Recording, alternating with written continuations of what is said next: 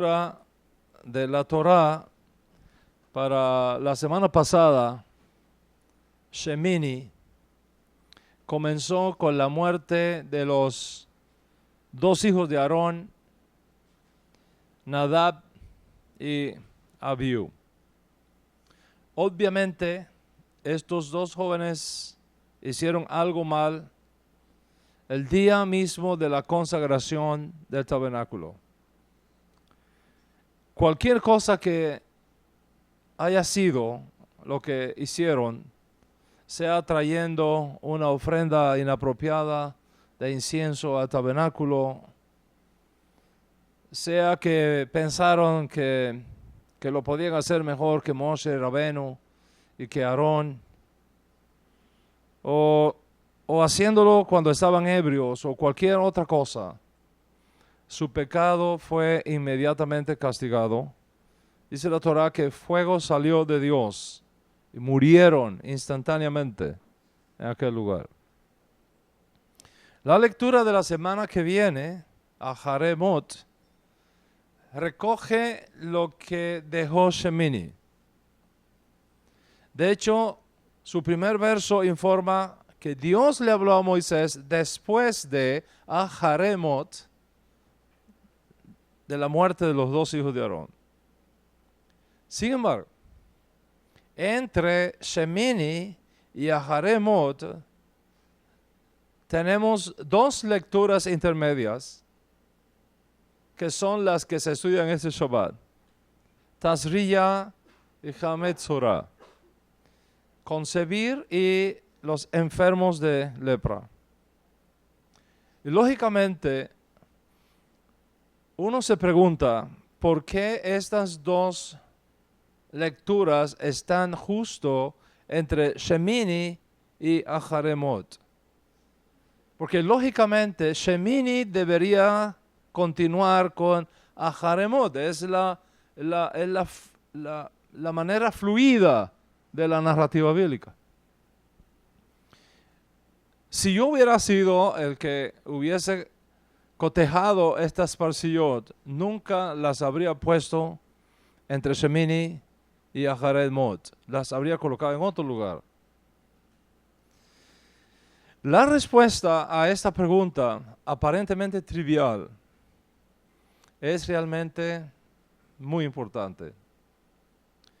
La muerte de Nadab y Abiú no fue solo una tragedia para ellos y su familia.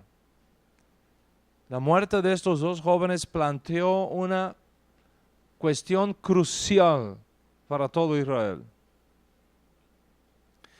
¿Qué debemos hacer cuando alguien muere repentinamente en el lugar sagrado, en el tabernáculo, o más tarde en el templo de Jerusalén? El tabernáculo, el Mishkan, el Bet HaMikdash, el templo, fue considerado nada menos que la habitación de Dios aquí en la tierra. El Mishkan, el templo, fue visto como el lugar más sagrado de la tierra. Y como tal, tenía que ser protegido de cualquier forma de impureza. Y no hay mayor impureza que la presencia de un cadáver dentro del tabernáculo. A pesar de la prudencia que ejercían los sacerdotes y los levitas que le asistían, así como los israelitas que asistían en el templo, uno nunca puede totalmente estar absolutamente seguro que alguna fuente de impureza podría no encontrar de alguna manera su camino hacia dentro del templo y por lo tanto impurificar lo más sagrado que tenemos en esta tierra. De hecho, no solo era impureza ritual, es decir, contactos con cuerpos muertos o o varias otras fuentes consideradas impuras por las leyes de la Torá, no solamente la impureza ritual necesitaban purgarse, sino también los pecados de los seres humanos, de nosotros. Todos sabemos por la Escritura que la purificación mayor tenía lugar en Yom Kippur. Y el procedimiento de lo que ocurría en Yom Kippur lo tenemos en Aharemot. Pensamos en Yom Kippur o Yom HaKippurim como el día de purificación por excelencia. Es un día de introspección, es un día de perdón. Y ciertamente todas estas cosas pertenecen a Yom Kippur, pero su enfoque y el significado de todo lo que el sumo sacerdote hacía en el templo estaba conectado con la necesidad de devolverle al templo ese estado de pureza absoluta, como lo fue en un principio.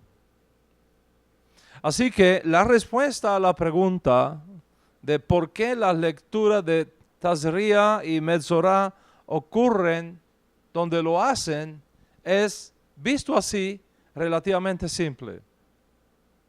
Habiendo descrito cómo Nadab y Abiú murieron y por lo tanto causaron que lo más sagrado que hay en esta tierra, el tabernáculo de reunión, se volviera impuro, entonces la Torá pasa a describir otras fuentes o transmisiones de impurezas que de alguna manera podían encontrar su camino para llegar al santuario. Animales y aves impuras que no se pueden comer, la emisión seminal de un hombre que lo vuelve impuro, mamás durante el periodo inmediatamente posterior al parto, personas que sufren cierto tipo de enfermedades y muchas cosas más. Estos son los temas que trata esta parashá de hoy, Tazria y Metzorah. Luego, habiendo discutido todo esto, la Torá continúa detallando cómo el santuario debía y podía ser restaurado a su estado pristino de pureza. Lo que es más notable en todo este concepto es precisamente el asunto de la impureza. Por un lado, la impureza es inevitable. Es inevitable. Los bebés tienen que nacer. Y donde quiera que hay parto hay derramamiento de sangre. No podemos evitar eso. Las madres inevitablemente se vuelven impuras en ese proceso. De hecho, los hombres y las mujeres procrean para tener hijos y así contraer impureza en el proceso. Además, las personas contraemos todo tipo de impurezas de manera involuntaria y sencilla. Es parte del curso biológico mismo de la naturaleza. Una mujer no puede evitar sus días del mes. Es algo que viene biológicamente. Un hombre no puede evitar emisión de semen involuntario nocturno. Es algo que viene como parte del proceso natural.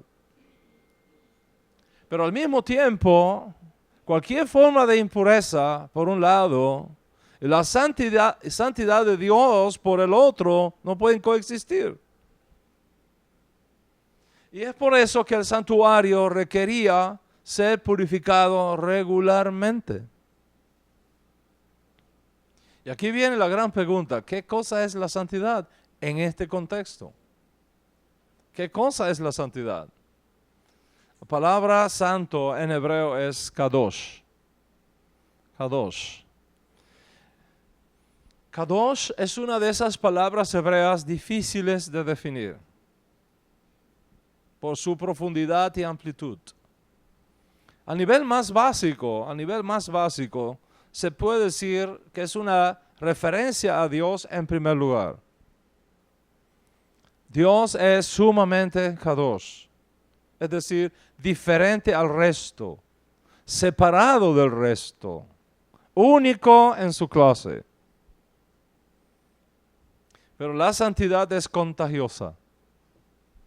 La santidad es contagiosa. ¿Dónde está Dios? Se transmite santidad. ¿Dónde está la presencia de Dios? Se transmite, emana santidad. Donde Hashem se hace presente, hay un fluir de santidad. La presencia de Dios llenaba de santidad el templo, su morada, el Mishkan, el Arón Kodesh, los muebles internos, los utensilios del santuario. Todos adquirían una porción de santidad ante la presencia divina. Porque la santidad es contagiosa. Y estas dos lecturas combinadas de esta semana, Tazria y Metzorah, sirven para dejar claro que la impureza es, en cierto modo, el antitipo de la impureza. No solo de la santidad, de la propia impureza. ¿Por qué? Porque así como donde hay una presencia de santidad, esta influye, contagia y toca a los demás, la impureza también es contagiosa. Donde hay impureza, emanan fuentes negativas de impureza. La impureza se pega a los cuerpos de la gente. Se pega a los objetos, a los utensilios. Y es por eso que tenemos que purificarnos. Y es por eso que los Kohanim y los Leviim en el templo sagrado no podían entrar a ministrar, excepto que experimentaran primero una purificación ritual. Sin embargo, ni la santidad ni la impureza son meramente asuntos físicos. Hay otras cosas en la Torah que son categorizadas como kadosh también. El Shabbat, por ejemplo. El Shabbat es visto como kadosh. De alguna manera, aunque no físicamente, la santidad de Dios se sostiene para impregnar este día y hacerlo diferente al resto de los días de la semana. Pero no solamente el Shabbat es visto como Kadosh. El pueblo de Israel también es visto como pueblo Kadosh, como pueblo santo de Dios. Ese es por el lado de la pureza. Pero la impureza, que es el otro lado de la pureza, también tiene un aspecto que no es tangible, que no es físico. ¿En qué sentido? En el sentido de que los pecados de las personas se aferran a ellos. Cuando cometemos pecados, cuando violamos los mandamientos de la Torah, de los cuales somos responsables, creamos impureza. Y esa impureza se nos pega en nuestro cuerpo. Y por eso requerimos purificación. Purificación del alma y purificación del cuerpo. Y es por eso que la Torah nos da Yom Kippur Gadol. Por eso es que la Torah nos da Yom Kippur Katán. Por eso es que la Torah nos da las leyes de purificación diarios representados en la ofrenda continua que tenía que presentar los Kohanim y los Leviim en el templo. Y en este sentido entonces, el opuesto de la impureza es la santidad. Y lo opuesto de la santidad es la impureza. Y nuestros propios cuerpos son vistos desde esa perspectiva como templos donde la presencia divina puede morar en medio de ellos. De hecho, uno de nuestros sabios antiguos comparó nuestros cuerpos con el templo de Jerusalén, que estaba en pie cuando él escribió esa frase. Somos templo del Dios Altísimo y su presencia mora en nosotros.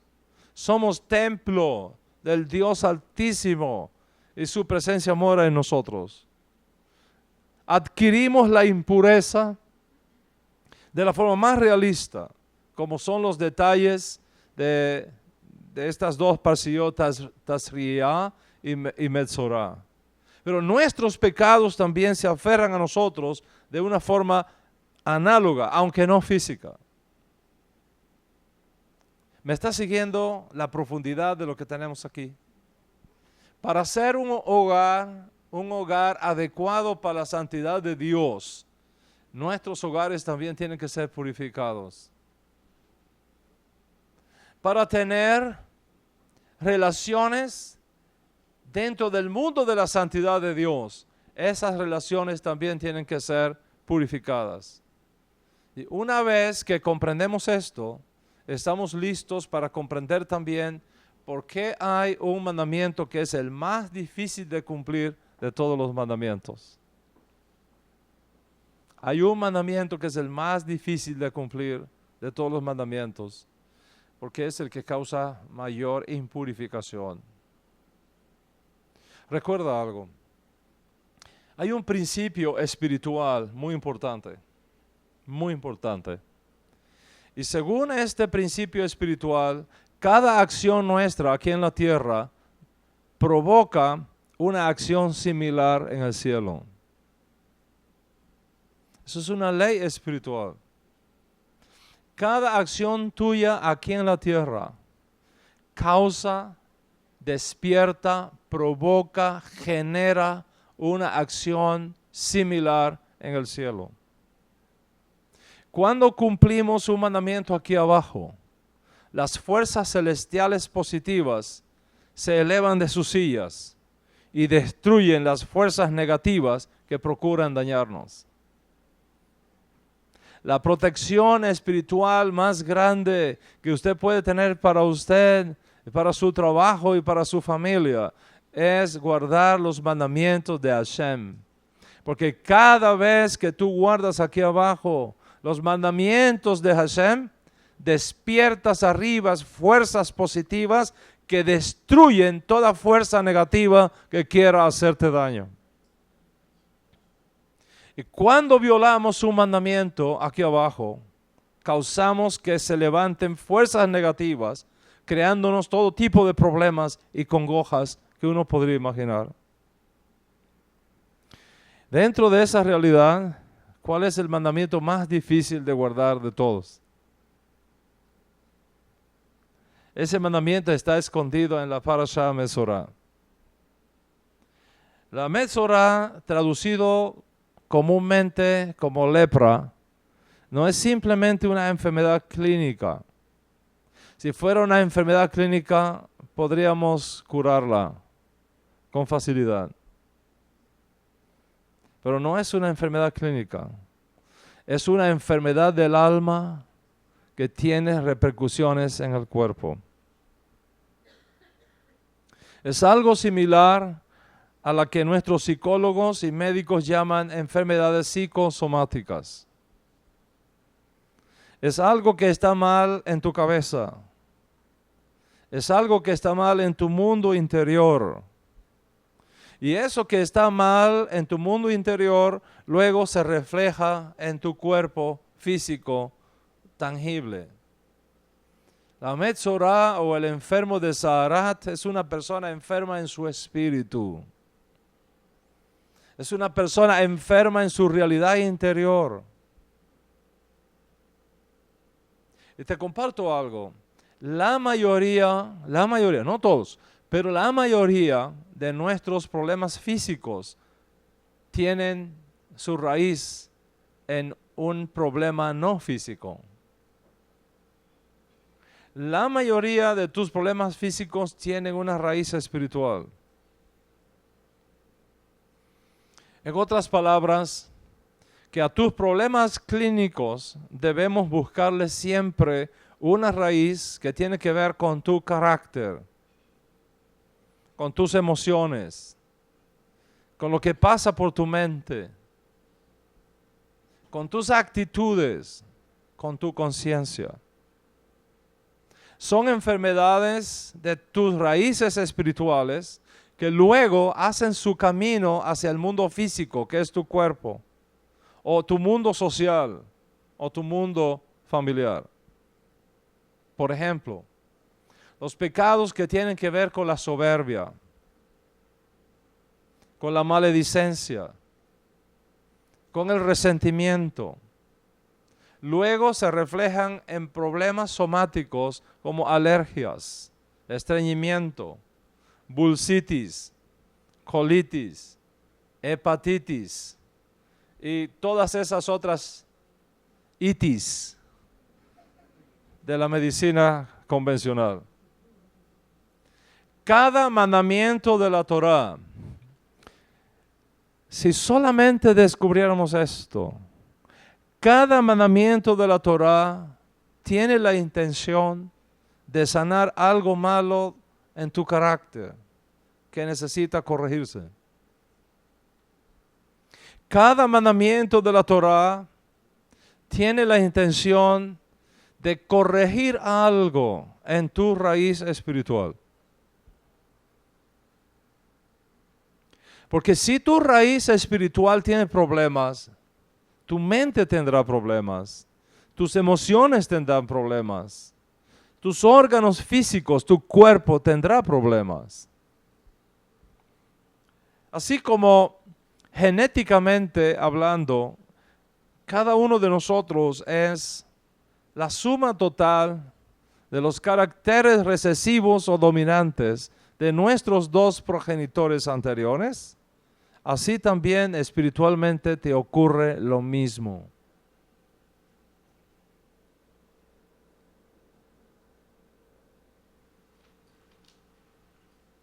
Cada una de nuestras almas responde a una genética espiritual. Cada una de nuestras almas. Déjame explicarte cómo esto opera en el mundo espiritual. ¿Cómo es esto? ¿Cómo es la cosa en el mundo espiritual? Cuando Adán fue creado, el primer hombre, Adán Harishon, cuando Adán fue creado, su alma contenía potencialmente todas las almas que vendrían a este mundo. El alma de Adán era un alma generacional. Todas las almas que vendrían al mundo estaban potencialmente en Adán. Cuando él pecó, ese pecado fue como un Big Bang espiritual que afectó de alguna manera a todas las almas potenciales que estábamos en él.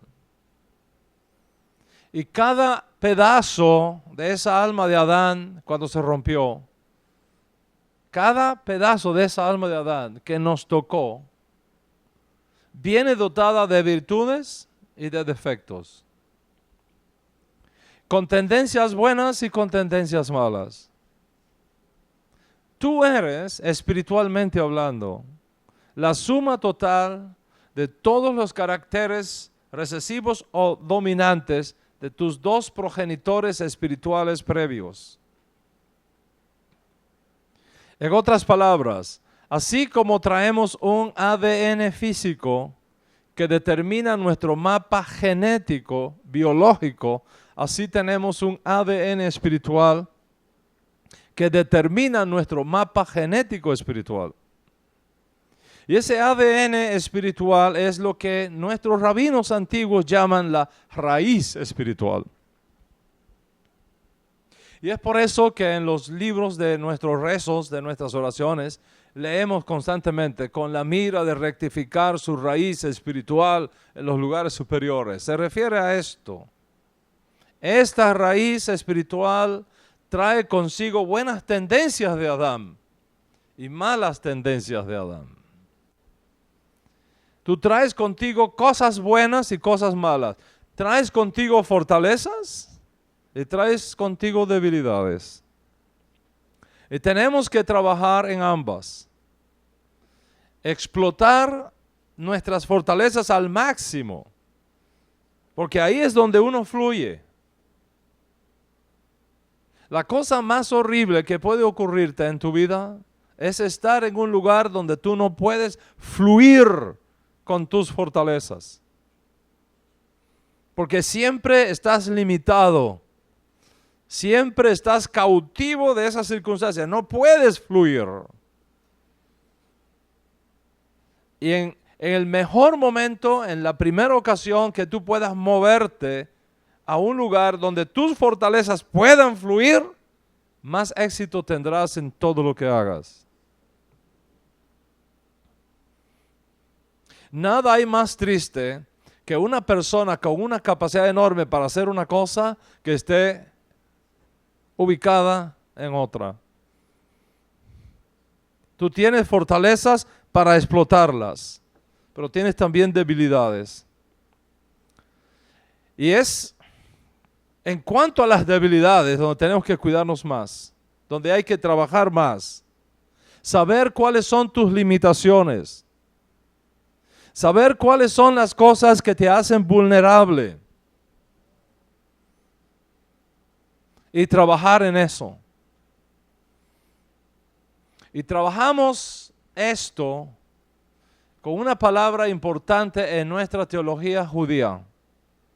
Es una de las palabras más importantes de nuestro vocabulario teológico. Tikkun. Tikkun.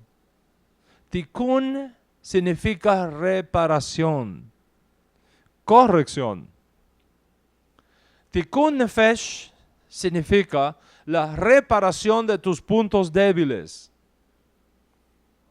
la reparación de tus áreas vulnerables. El hecho de que vengas a este mundo con una tendencia negativa no significa que debes de rendirte a eso. No significa que esa tendencia sea lo normal o lo natural en ti. Recuerda que todos estábamos potencialmente en Adán el día que él pecó. Al pecar, su alma se rompió en millones y millones de chispas, como una estrella nova cuando explota. Millones y millones de partículas se contaminaron. Luego, cuando tú naciste, una de esas partículas vino pegada a tu alma. Es tu mala tendencia. Es tu raíz espiritual contaminada. Es tu lado oscuro. Es tu mala inclinación. Todos la tenemos. Todos la tenemos. Unos de una forma, otros de otra forma. Es posible que a una persona le tocó su porción negativa de Adán en tendencia a robar. No hay forma de quitárselo de encima. Es una tendencia. No hay algo que le cause más deleite que hacerse dueño de lo ajeno. Es una tendencia. A otros mentir. A otros adulterar. A otros matar. Estafar. Codiciar. Colocas, por ejemplo, a una persona con otras del sexo opuesto y que su raíz espiritual es adulterar, no se aguanta con las mujeres. No se aguanta con las mujeres. Ese mismo varón que no se aguanta con las mujeres, lo colocas en un almacén y no siente tendencia alguna a robarse nada de allí, porque ese no es su punto débil. Pero si colocas a alguien allí que su punto débil es robar, rápidamente se va a llevar algo que está allí. Y a esa persona cuya tendencia es robar, pero no adulterar, lo pones entre mujeres y no tiene la tendencia. Ciertas personas son por forma natural inmunes a ciertos pecados. mientras que otras son extremadamente atraídas por esos pecados. Algunos trajeron una raíz espiritual dañada de Adán que lo empuja, por ejemplo, al homosexualismo. Esa es su atracción sexual y emocional por personas del mismo sexo. Eso no significa para nada que practicar esa tendencia sea lo natural en ti. Es una mala tendencia con la cual viniste y es tu responsabilidad luchar contra eso y superar para hacer tu tikkun nefesh, la reparación de tu alma, exactamente igual que el que tiene la tendencia a adulterar, del que tiene la tendencia a mentir, del que tiene la tendencia a robar, del que tiene la tendencia a tocar niños, del que tiene la tendencia a matar. Con la mira de rectificar nuestra raíz espiritual en los lugares celestiales, es preciso identificar tu mala tendencia y al mismo tiempo identificar la cura, la sanidad, la reparación. Y es aquí donde viene la buena noticia. Cada mandamiento de la Torá, directa o indirectamente, contiene el antídoto para trabajar con nuestras malas tendencias y repararlas. Cada mandamiento de la Torá. Y de todos los mandamientos de la Torá, uno es el más difícil de guardar. Porque se trata de la santidad de una de las tendencias más dañinas que uno podría tener en su genética espiritual.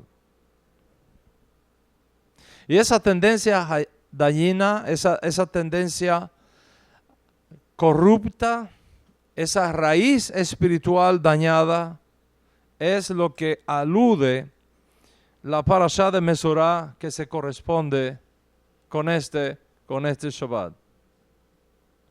Se trata de una afección en la piel conocida como lepra y que, como dije previamente, no es una enfermedad clínica. Es una enfermedad del alma que se refleja en la piel. Es una plaga espiritual. Y este mandamiento de la Torá, el más difícil de ejecutar, tiene como propósito nada menos que rectificarte la mala tendencia de hablar mal del prójimo. Lashon hara. Lashon, lengua, hara, maligna. Lengua maligna, hablar mal de los demás. Andar chismeando entre el pueblo. Hablar mal del prójimo. Nuestro santo maestro de justicia de Israel y del mundo, su majestad Yeshua Mashiach, nos dice en su enseñanza que el amor a Dios y el amor al prójimo son los dos mandamientos más importantes de la Torá. La Torá nos pide que amemos al prójimo y que no odiemos a nuestro prójimo en nuestro corazón. Y ahora te he dicho cómo los mandamientos de la Torá contienen el antídoto para tratar con nuestras malas tendencias. La Torá nos ayuda a resolver estos problemas que tienen el potencial de destruir una familia, la carrera pública de una persona, dañar una organización en dos áreas centrales. ¿Cómo nos ayuda? Por un lado, cuidándonos de la fuerza de la Shon Hara. Y por el otro, recomendándonos ser proactivos y poner en práctica el mandamiento que nos preserve de cometer este pecado.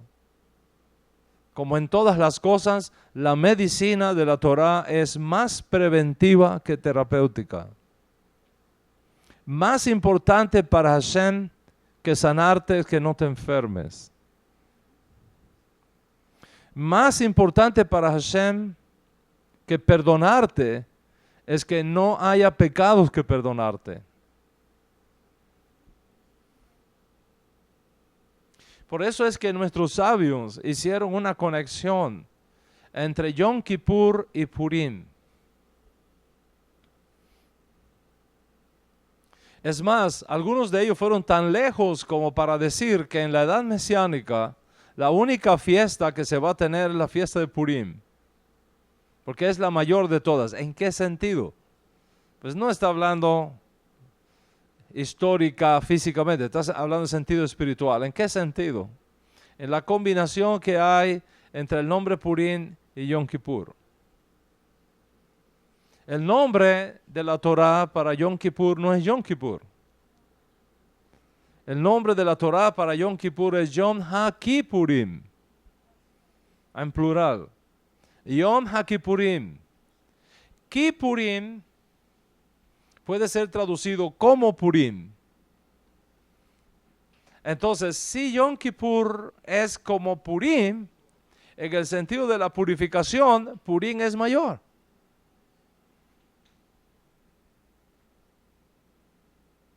Si yo digo, por ejemplo, ese atleta es tan bueno como Paolo, ¿cuál es mejor? Paolo. Paolo es mejor, porque es tan bueno como Paolo. De la misma manera, si decimos Yom HaKippurim, como Purim, Purim es mayor.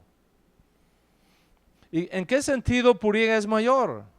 En el sentido que Purim es una fiesta para beber y estar alegres, mientras que Yom Kippur es una fiesta para abstenernos de comer y de beber. No se puede comer ni beber en Yom Kippur, pero sí se puede comer y beber en abundancia en Purim. ¿Cuál es el mensaje? El mensaje es que en Purim no pecamos, porque estamos alegres. Y una persona alegre no peca. La mayoría de nosotros pecamos porque llevamos una frustración escondida adentro. Llevamos una amargura adentro, una insatisfacción adentro. Pecamos porque tu alma no ha encontrado la manera de aterrizar en un aeropuerto donde todas tus necesidades emocionales, espirituales estén debidamente satisfechas. Y como no estás satisfecho por dentro, estás buscando. Pero cuando estás alegre como Purim, no pecas. Y desde el punto de vista de la Torah, más importante que sanarte es que no te enfermes. Más importante que perdonarte o purificarte de un pecado es que no peques. Pero dado que pecamos, entonces necesitamos un proceso de purificación. Y la Torah nos propone precisamente eso, cuidándonos, aprender a cuidarnos de la Lashon Hara. Y segundo, ser proactivos, poner en práctica el mandamiento que nos preserva de ese pecado. Estaba compartiendo una discípula entre la clase que tuvimos previa y esta. Me estaba compartiendo una discípula que alguien que ella conoce estuvo en el hospital y contrajo una bacteria. Y tuvieron que ponerle, dice ella literalmente en esa figura tan de nuestro idioma castellano, tuvieron que poner litros de antibióticos para matarle la bacteria. Tengo un amigo en Miami que fue al hospital por un dolor de espalda, cogió una bacteria en el hospital y estuvo en cuidados intensivos, por poco se muere. 90,000 personas mueren todos los años por bacterias que contraen el hospital, porque su sistema inmunológico no está lo suficientemente fuerte como para protegerse de esas bacterias. Que Dios nos guarde. Pero en el mundo espiritual es igual. Exactamente igual. Hay bacterias espirituales por todos lados. Y si tu sistema de defensa espiritual no está alto, ellas encuentran la manera de llegar a tu mente, llegar a tu corazón. Y son bacterias inteligentes. La ciencia médica recién ha descubierto, por ejemplo, que hay bacterias que se apoderan del corazón, de la mente, del cerebro de los animales y controlan su corazón, controlan sus actitudes. Me está contando una sobrina que hizo un estudio de posgrado en Israel en estos días, que en el laboratorio, en una de las universidades de Israel, descubrieron cómo una bacteria en el cerebro de un ratón empuja al ratón al gato para que el gato se lo coma. Porque el gato necesita esa bacteria en su flora intestinal para vivir. Y esa bacteria se apodera del cerebro de ese animalito y lo empuja donde hay un jatul, donde hay un gato, para que el gato se lo coma. Hay cierto tipo de demonios que comen de cierto tipo de pecados. Y estas bacterias espirituales, si logran apoderarse de tu mente y de tus emociones, te empujan a cometer cierto tipo de pecados para poder alimentar a esos espíritus inmundos. Y nosotros somos tontos útiles si no nos damos cuenta de cómo opera el mundo espiritual. Y es por eso que la Torá nos da todos estos mandamientos. Primero, para que nos cuidemos, en este caso específico, de la fuerza de la Lashon Hara. Y por el otro, la Torá nos recomienda ser proactivos, poner en práctica el mandamiento que nos preserva de cometer ese pecado. Cuando tú te conviertes al judaísmo, te estás convirtiendo no simplemente a un sistema de pensamiento, no te estás convirtiendo a una teología, te estás convirtiendo a una manera de vivir en santidad. Y la santidad no es amar a Dios y hacer lo que a mí me da la gana. La santidad es amar a Dios y hacer lo que a Dios le agrada. No podemos hablar de conversión siguiendo con los mismos vicios de antes, siguiendo con las mismas malas costumbres de antes, siguiendo con las mismas falta de carácter de antes, siguiendo con los mismos vicios mentales, con las mismas tendencias de antes.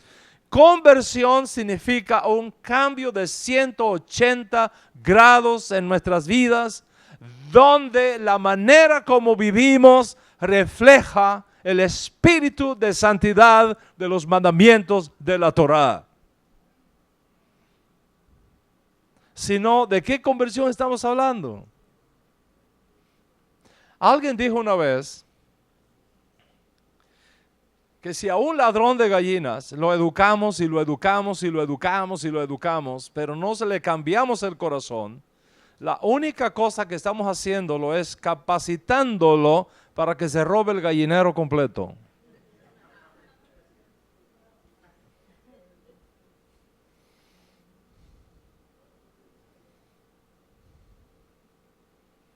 Es un mandamiento negativo de la Torá, es un mandamiento negativo de la Torá.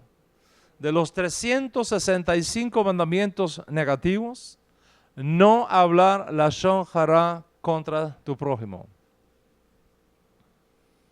No se puede.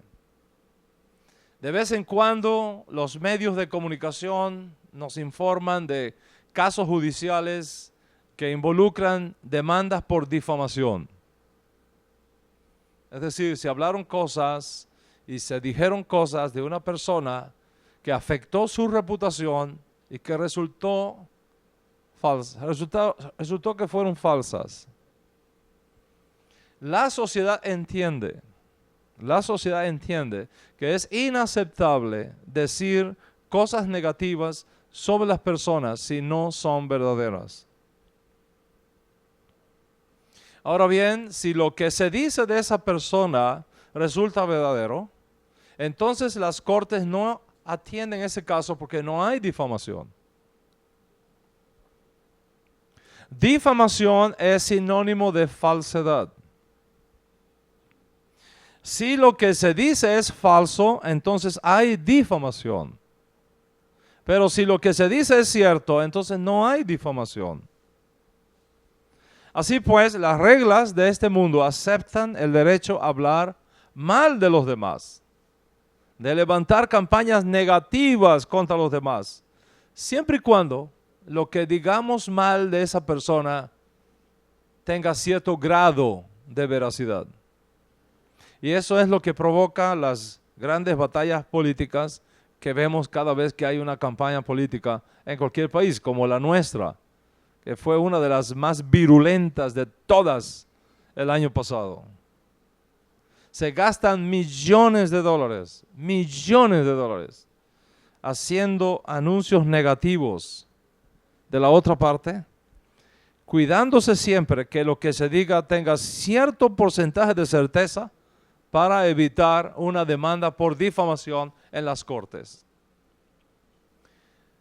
En hebreo, difamación y todos los demás sinónimos que giran alrededor de ella, como calumnia, maledicencia, distracción, insin, chisme, murmuración, etc., se resume en estas dos palabras, lashon hara. Lengua infame, lengua maligna, mala lengua. En los reinos de este mundo, el lashon hara está permitido. Está permitido. No importa lo que digamos de una persona, no importa el daño que se le pueda causar a una persona, no importan los comentarios negativos que levantemos contra una persona, siempre y cuando sean verdad, está permitido según las leyes que rigen esta edad presente. El gran error que nosotros cometemos muchas veces es pensar que lo que está permitido en esta edad presente nos está permitido también a los que ya vivimos en la edad mesiánica por la fe. Esas leyes de difamación, de hablar mal, etcétera, que rigen el mundo secular, no está permitido en el reino de Dios. Y ese es justamente el corazón de esta clase. ¿Cuál es la respuesta de la Torá a estas preguntas? La Torá tiene un enfoque diferente, totalmente diferente. El discurso negativo sobre los demás está prohibido por la Torá, incluso si uno estuviese diciendo la verdad. Está mal hablar de una persona, incluso si estuviésemos diciendo la verdad.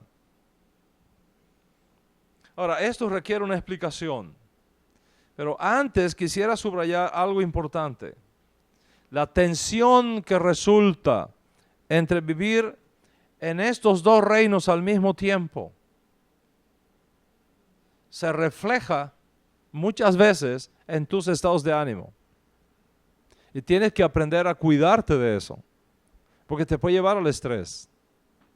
El estrés es una enfermedad muy seria y muy grave si no se toma a tiempo, si no se aprende cómo responder a ella.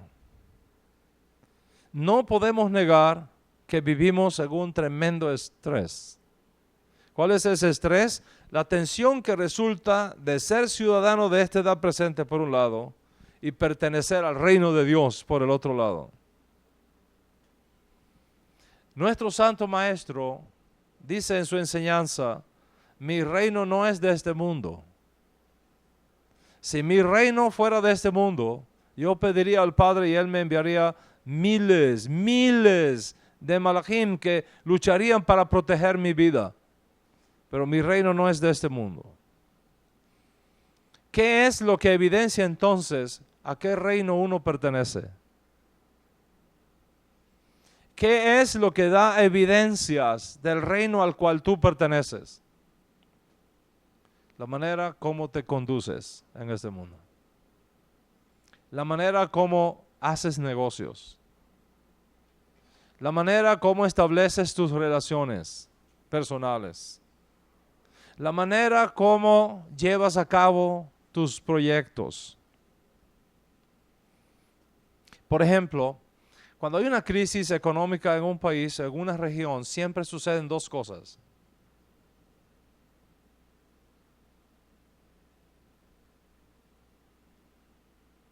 Primero, la gente deja de invertir. La gente cierra la mano.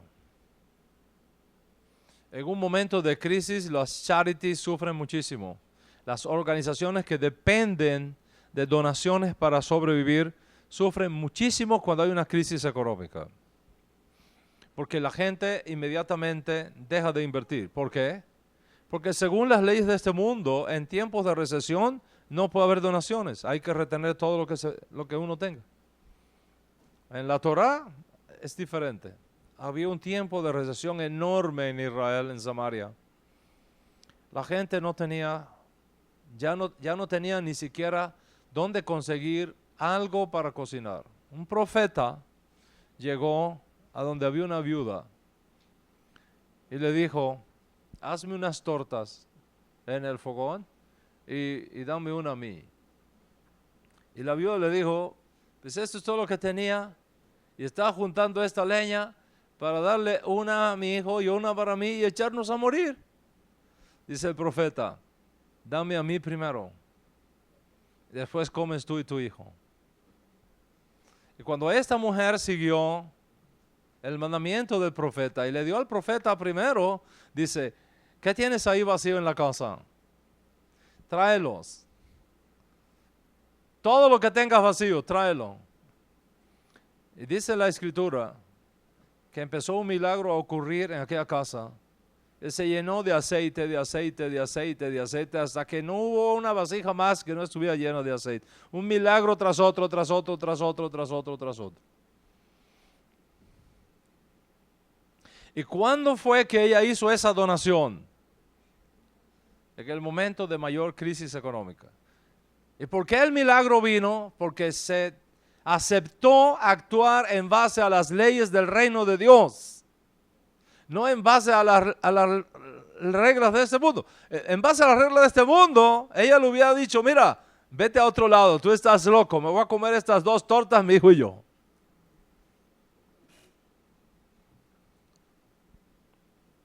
Y la segunda cosa que sucede cuando hay una crisis es que la gente compromete sus principios.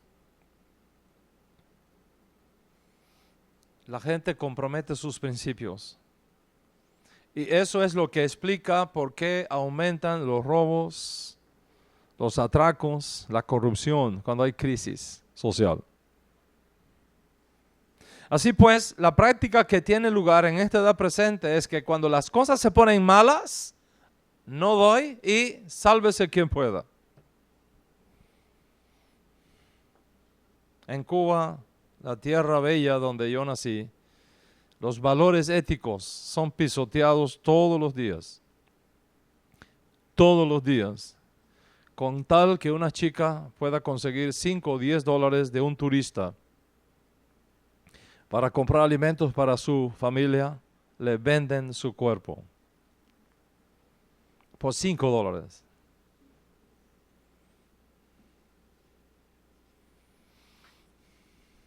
Se justifica incluso hasta la prostitución cuando estamos en una situación de crisis. La pregunta es: ¿está permitido eso a los ciudadanos del reino de Dios? La respuesta es absolutamente no.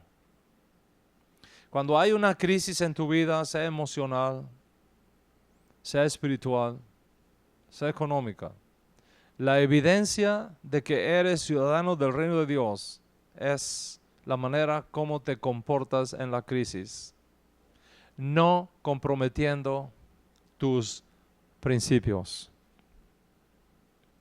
Lo mismo aplica en el caso de la Shon Hara. Según la práctica y costumbre de esta edad presente, no importa cuán negativo hablemos de una persona, con tal que sea verdad, todo está bien. Se permite y se considera una actitud apropiada. El mayor centro de chisme del mundo es Facebook, Internet. Alguien dijo que entre el cielo y la tierra nada se esconde de Facebook.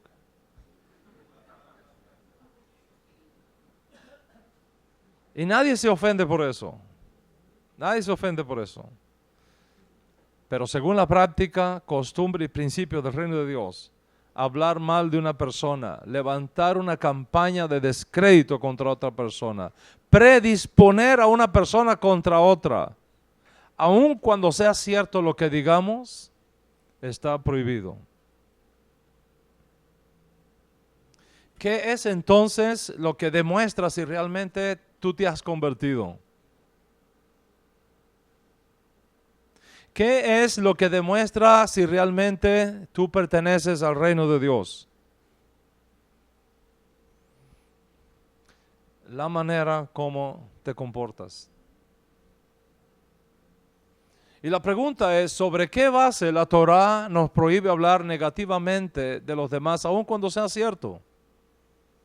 ¿Hay alguna diferencia entre la lashon hara y crítica constructiva? Diciendo deshonestamente ciertas cosas negativas de los demás. ¿Por qué nos está prohibido hablar la lashon hara contra una persona? Hay dos razones principales por lo que está prohibido. Primero, cuando tú hablas mal de alguien, siempre causas daño. Siempre causas daño. ¿Y cuál es la ley espiritual? Que toda acción nuestra aquí abajo despierta ¿qué cosa arriba? Una fuerza similar. Siempre causa algún tipo de daño. No importa cómo lo pongamos, no importa cómo lo pongamos. Cada vez que levantamos una campaña negativa contra una persona, la mayoría de la gente se va a hacer de una opinión negativa de esa persona sobre la base de lo que ha oído hablar de ella. Por ejemplo, si ustedes me escuchan a mí decirles cada vez que tomo este lugar sagrado para enseñar la Torá, fulano de tal es una persona muy orgullosa. Y la próxima semana vuelvo a decirlo. Y te mando textos, y te mando correos de voz, o usando el verbo que dicen, que la Real Academia ya lo aceptó también, te whatsappeo. Mándame voy a whatsappearte un mensaje. Y por medio del WhatsApp te mando mensajes de voz diciendo, tengan cuidado con esa persona. Ya les advertí de esa persona. Esto de esta persona, llega un momento en que la gente se hará de esa opinión. Y va a creer que esa persona es eso que tú dices.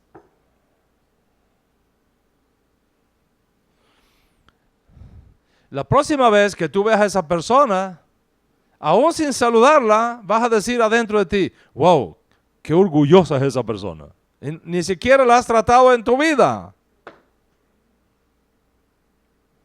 Las personas que estudian periodismo, por ejemplo, trabajando en los medios de comunicación, son expertos en mover la voluntad pública contra otras personas. ¿Por qué?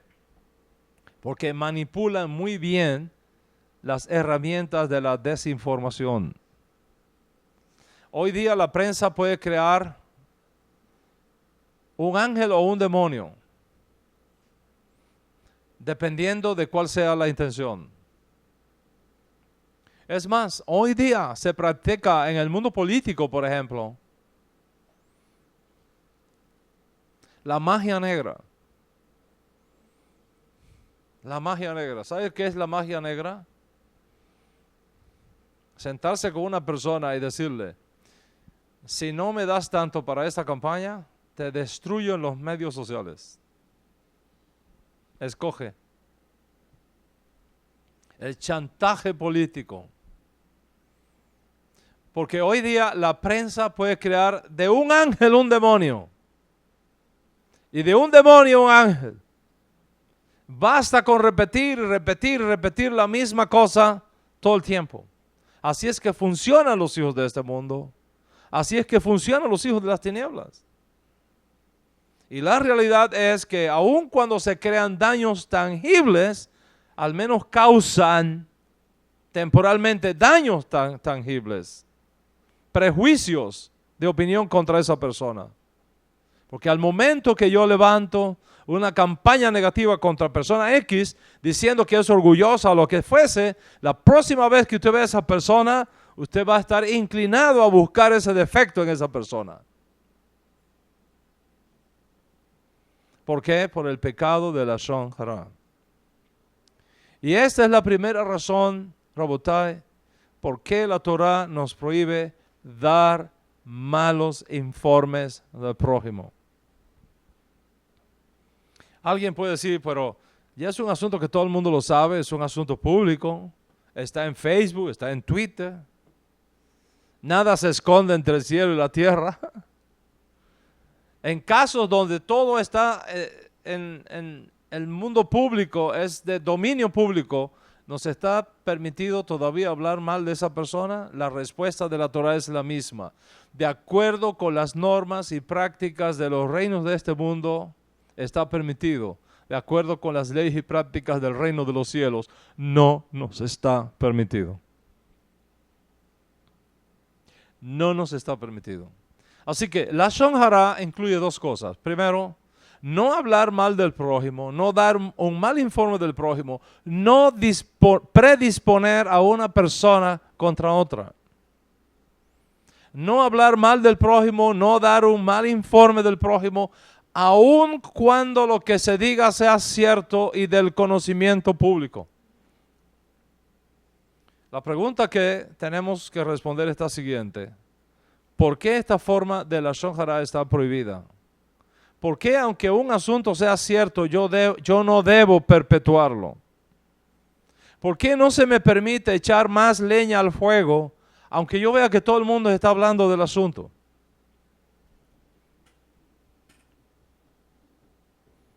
Nunca olvidaré cuando tenía tal vez 11 años, estaba en sexto grado,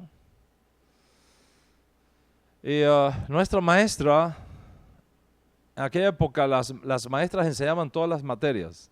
¿Se recuerdan? Los que son de mi generación. Tenía una maestra que enseñaba todas las materias. ¿Okay? Una hora historia, una hora matemática. Ahora no, ahora cada maestro enseña una materia distinta, ¿no? Pero en aquella época una maestra nos enseñaba las 5 clases básicas. Me recuerdo que cuando pasamos a la clase de español, una clase que más me gustaba, tuvimos que leernos la historia, cuentos famosos, ¿ok? Cuentos famosos. Y uno de los cuentos que aprendí, que leí, fue de Tolstoy. Tolstoy cuenta de un viajero que está con un amigo cruzando por una ciudad. Y de pronto se encuentra en una esquina un perro muerto. Había sido atropellado, estaba muerto ahí de varios días. Estaba inflado, lleno de moscas y de mal olor. Y el estudiante le dice al maestro, maestro, por acá, por favor, hiede mucho, hiede mucho. El maestro se quedó mirando, llamó a su estudiante y le dijo, obsérvalo bien, mira qué dientes blancos de marfil tan lindos tenía.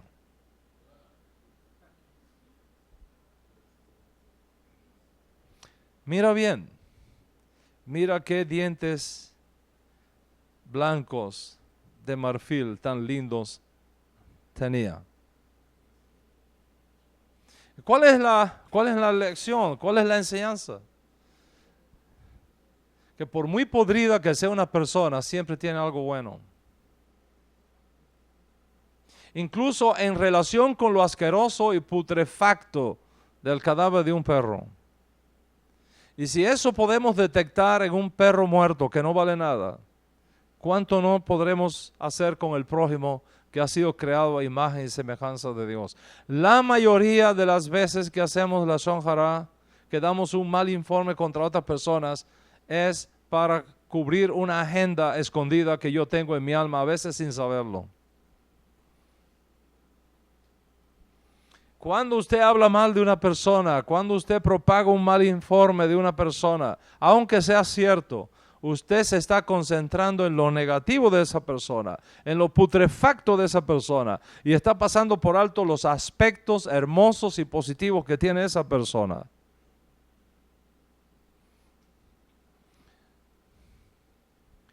Y una cosa interesante de ese cuento de Tolstoy, que cuando solamente vemos la parte negativa de una persona y cuando propagamos lo malo visto en una persona, estamos revelando que eso algo malo que yo estoy viendo allí es un rasgo malo que yo tengo también escondido en mi pensamiento.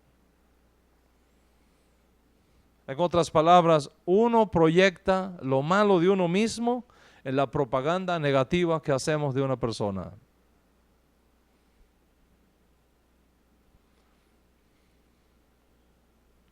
Cuando tú ves que una persona está haciendo mucho énfasis en demostrar una cosa, es precisamente porque podría estar viviendo lo contrario en su vida privada. Yo soy un honesto, yo soy muy honesto, yo soy muy honesto. No, yo soy muy honesto, yo soy muy honesto. En realidad lo que está diciendo es yo no soy honesto, yo no soy honesto, yo no soy honesto. En el fondo su problema es la deshonestidad y la trata de cubrir con la falsa piedad de la honestidad. Hablar mal de una persona refleja el verdadero rasgo del carácter del que constantemente habla mal de los demás. Así pues, vivir mirando siempre lo negativo de una persona y exponiéndola a terceros es indicativo de que algo anda mal en esa persona, en sus valores éticos, en sus principios. Y encima de eso podría reflejar una proyección del mismo problema que trata de esconder levantando un mal informe de esa persona. La psicología enseña que el ser humano recurre a una serie de herramientas de compensación psicológica para justificar sus actitudes. Por ejemplo, si alguien se va de una organización, la tendencia de la mayoría es hablar mal de esa organización para justificar su decisión de irse de allí cuando no había razones válidas.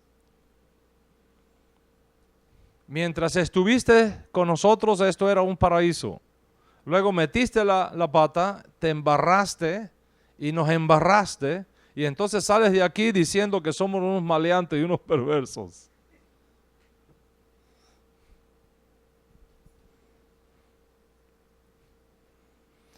Imagínate que alguien se enamora de una chica de aquí de la comunidad. Viene a la comunidad, se incorpora a la comunidad, se lleva muy bien con todo el mundo, trata de ser amable, cariñoso, ganarse el cariño de todo el mundo de la comunidad. ¿Por qué? Porque hay un interés personal allí. ¿Y cuál es el interés personal? Adquirir la chica, conquistarla. Y como tiene una agenda personal, se muestra más amable y cariñoso. No solamente con los amigos y amigos de la chica, sino con todo el mundo social que gira alrededor de la chica. Y luego de un tiempo resulta que la chica no accede a sus deseos, el muchacho ve que no tiene chance de llegar con ella, ¿y qué hace entonces? No tengo nada que hacer aquí, me voy a otro lugar. Y entonces se va de la comunidad. ¿Cómo se va? Justificando sus motivaciones ocultas por medio de la shonjara contra la comunidad. Son unos egoístas, son unos falsos, son unos hipócritas. Cuando en realidad el problema es que él nunca se hizo parte de la comunidad por sí mismo, sino que tenía intereses personales allí. Su corazón no estaba allí. Había una agenda personal.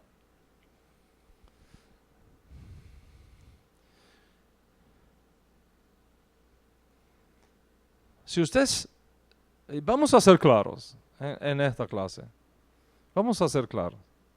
Si usted considera que ya no puede ser parte de una comunidad porque ya usted no está de acuerdo con lo que allí se enseña o porque lo que allí se enseña ya no ministra su alma, ni edifica su alma, ni le trae conocimiento de la Torah, ni elevación de su espíritu, sino que más bien usted está siendo dañado todo el tiempo, lo mejor que usted hace es moverse a otro lugar.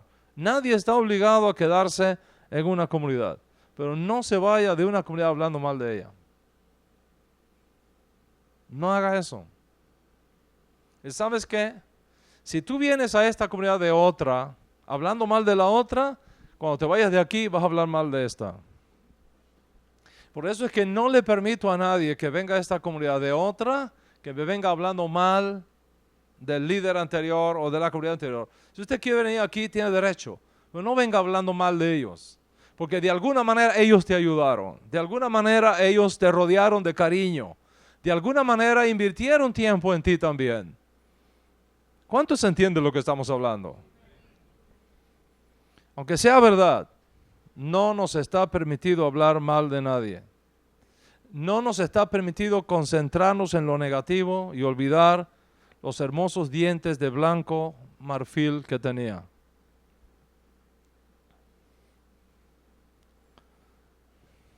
¿Cuántos entienden lo que estamos hablando? Ahora, ¿qué haces cuando hay un problema? Y tú ves que hay un problema. Entonces me tengo que callar porque no puedo hablar, porque la Torah no me permite dar un mal informe de un problema. Estoy viendo esa pared caerse, venirse abajo y hacerle daño a un montón de gente. ¿Me voy a quedar callado por eso? ¿Cómo hago en ese caso? Nuestro Santo Maestro nos da la respuesta. Nuestro Santo Maestro dice en su enseñanza: cuando tú veas a un pecador andar en un camino equivocado, ve y repréndelo estando tú y él solos. Ese es el camino de la Torah. No tienes que buscar nexos. Si Hashem te permitió ver una conducta que tú consideras equivocada de un hermano, llama a ese hermano en privado. Dile: mira, hermano, con todo cariño, he observado que estás haciendo esto, en mi opinión es incorrecto, por esto y por esto. Órale a Hashem, y si tú crees, de pronto yo estoy mal, pero yo creo que tienes que corregirte. Todos somos responsables los unos de los otros. El problema viene cuando no enfrentamos a las personas, sino que vamos por detrás y contamos a otra persona. Y esa persona le cuenta a otra, y después la otra a otra, y la otra a otra. Y resulta que el que tiene el problema no se entera, y todo el mundo le ha creado ya un mal ambiente a esa persona, que lo están destruyendo, y él no lo sabe. El que haga volver al pecador del error de su camino, ha salvado de muerte un alma y cubierto multitud de pecados. Y nadie tiene que enterarse. Esa es la manera de confrontar aquellas cosas que nosotros consideramos que están mal en una comunidad o en la actitud de un miembro de la comunidad, que es mi hermano, que es mi hermana. Y hacerlo con amor, no con agendas escondidas.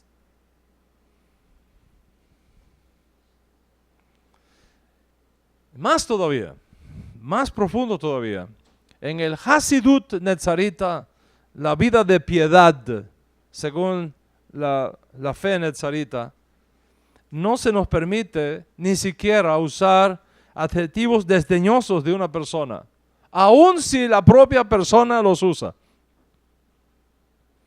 Aun si la propia persona los usa. Por ejemplo, si alguien dice: yo soy un holgazán. No, yo reconozco que yo soy un holgazán. A nosotros no nos está permitido decirle: oye, eres un holgazán. Oye, holgazán, ven acá. Ni siquiera eso nos está permitido. ¿Por qué? Por el mismo principio. Esa persona está haciéndose un juicio inapropiado de ella misma, no se está juzgando apropiadamente ella misma, y por lo tanto uno no debe propagar ese error. No lo olvide, tenía los dientes hermosos y blancos como de un marfil.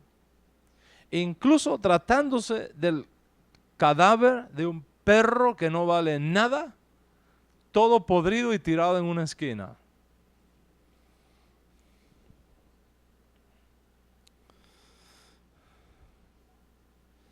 Hillel de Babilonia, uno de los más grandes rabinos que haya conocido nuestro pueblo Israel, una generación antes de Yeshua. De hecho,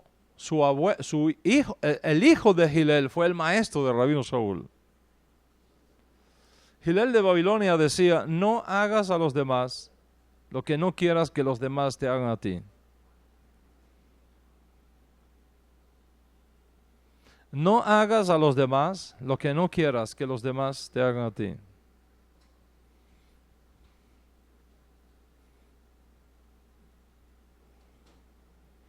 Y nuestro Santo Maestro dijo lo mismo, pero del otro lado de la moneda. Haz con los demás como tú quieres que los demás hagan contigo. En otras palabras, la Torah quiere que así como no hablaríamos lashon hara contra nosotros mismos, también deberíamos tener cuidado para no hablar mal de otras personas. Si usted sabe que dos hermanos tienen problemas y que hay tensión entre ellos, no hacer comentarios de clase alguna de ninguno de ellos ante el otro, porque eso puede levantar la lashon hara. No dejes que nadie te arrastre a conversaciones donde el honor de tu prójimo esté en juego. La lashon hara es tan fuerte, es un espíritu, es una bacteria tan peligrosa. Cuando alguien te inyecta ese veneno, sin hablar con la otra persona aludida, ya tú te sientes mal con esa persona. Ya tus actitudes cambian hacia esa persona. Y la otra persona ni sabe por qué tú has cambiado su actitud con ella. Y es que está operando ese virus ahí. No le permitas a nadie que venga a hablar mal del honor de tu hermano. Cambia sutilmente el tema. Cámbialo. ¿Y cómo lo cambias? ¿Cómo lo paras? Diciéndole: ¿ya tú hablaste eso con él? Eso que Hashem te permitió ver, ¿tú no hablaste directamente con esa persona? No, hasta que no hables con él, no hables conmigo. Ahí se acabó, mataste la bacteria. No gastes mucho tiempo discutiendo los detalles de la vida de otras personas cuando hay tanto por hacer en el Melchut Shamayim. Hasatán es un experto en entretenernos en los detalles para que no hagamos lo grande que espera de nosotros.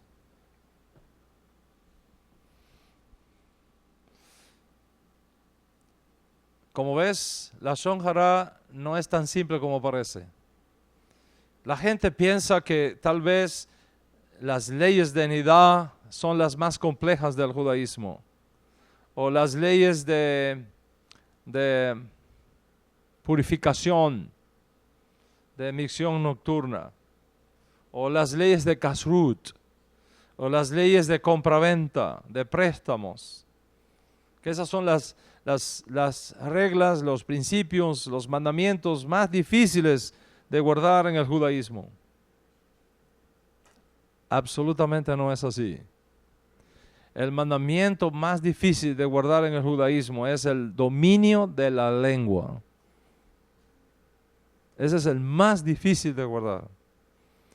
Tan difícil que nuestros sabios conceden: ningún hombre puede controlarla. Ningún hombre puede controlarla. Es más, hay un mandamiento, hay una máxima hasídica en nuestro pueblo que dice: si alguno se cree religioso y no refrena su lengua, engaña su corazón. Si alguno se cree religioso o piadoso y no refrena su lengua, engaña su corazón.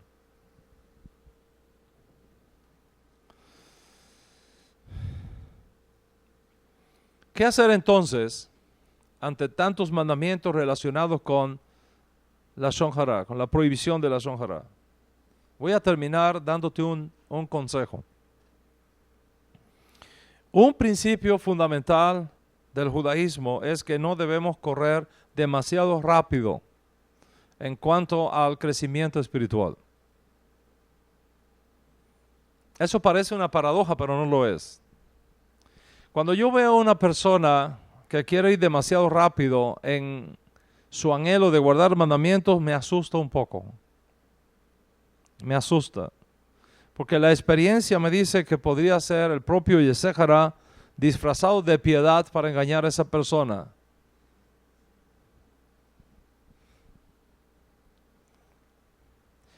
No conoces ni el código real y ya quieres estar estudiando Talmud.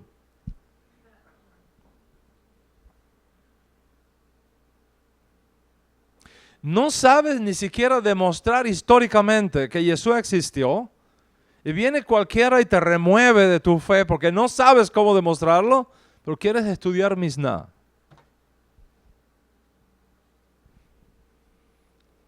Y al final del día, ¿sabes qué?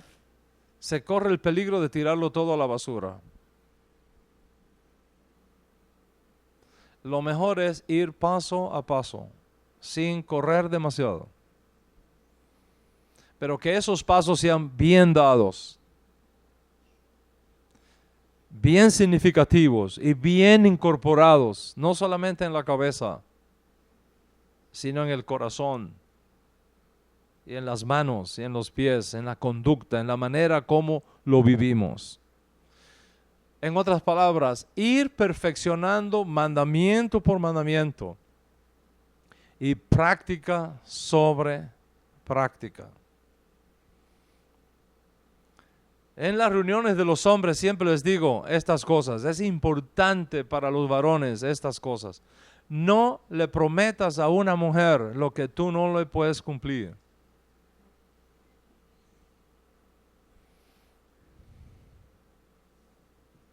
Para casarse se necesitan 3 cosas. Que tengas una fuente de ingresos. Segundo, un lugar donde vivir. Y tercero, una mujer que traigas a tu casa.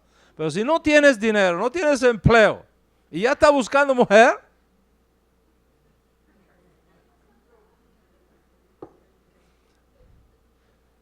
no tienes ni donde caerte muerto y estás buscando mujer,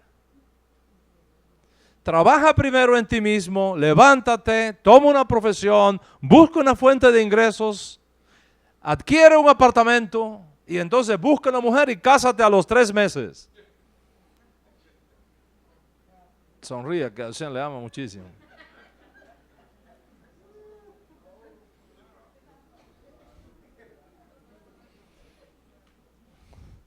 Ir perfeccionando mandamiento por mandamiento, práctica por práctica. Tenemos un mandamiento hoy, vamos a estudiarlo, vamos a practicarlo, vamos a vivirlo y luego lo pasamos al próximo. Pasos pequeños, pero significativos, es mucho mejor que una carrera vertiginosa al principio para quedarnos agotados luego en el camino. Una de las estrategias de la Lashon Hara es cansarte, burning out.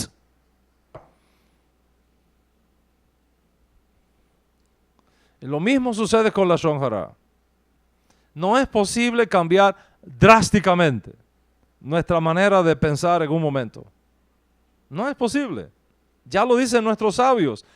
Ningún hombre puede dominar la lengua. Requerimos tiempo, terapia, práctica. Nos esperan caídas y levantamientos, intento sobre intento. Lo más importante es estar conscientes de lo que hablamos. No hablar y pensar después. Pensar primero, hablar después. Y cuando damos este primer paso, tendremos conciencia de cuán negativa o positivamente es la forma como hablamos. Y una vez que tenemos conciencia de eso, entonces vamos modificando el don del habla día tras día, semana tras semana. Lo más importante es que tú llegues a un punto de tu vida donde aceptes que todos tenemos malas tendencias. Todos venimos al mundo con malas tendencias. Y una de esas tendencias más generalizadas es la de hablar mal de otras personas. Y que una vez que reconozcamos eso, hacer un pacto con uno mismo de no hablar mal de los demás, de no estar levantando mal testimonio de los demás, de no dañar el honor y la reputación de los demás. En otras palabras, que el honor de tu hermano esté seguro en tus labios.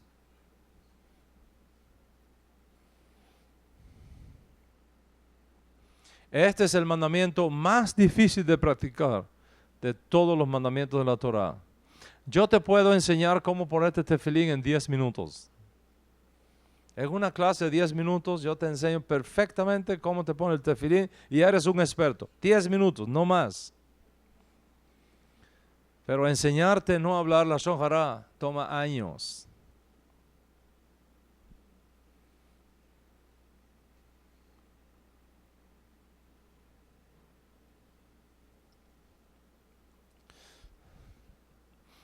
Que el Eterno, que es bueno, nos ayude en nuestro compromiso de ser mejores cada día.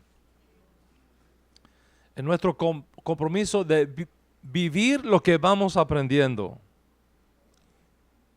De poner en acción la revelación que vamos recibiendo. Porque solamente viviendo a la altura de las exigencias de la Torá que aplican a cada uno, podemos saber si realmente nos hemos convertido al Dios de Israel, si realmente eres un Yehudí, si realmente eres un justo de las naciones. El que conoce pero no vive, lo único que puede hacer bueno es informar bien a los demás. Es lo único que puede hacer. El que conoce y vive no solamente informa, transforma la vida de los demás. Y esa es la meta del judaísmo. No es solamente informar al mundo, es cambiarlo y atraerlo a la luz suprema de la revelación del Dios uno y único de Israel. Feliz el pueblo que entienda esto. Feliz el hombre y la mujer que pacta con Dios para hacer de este mandamiento negativo una prioridad de su vida y decidir asegurar el honor de tu hermano en tus labios. Shalom, shalom.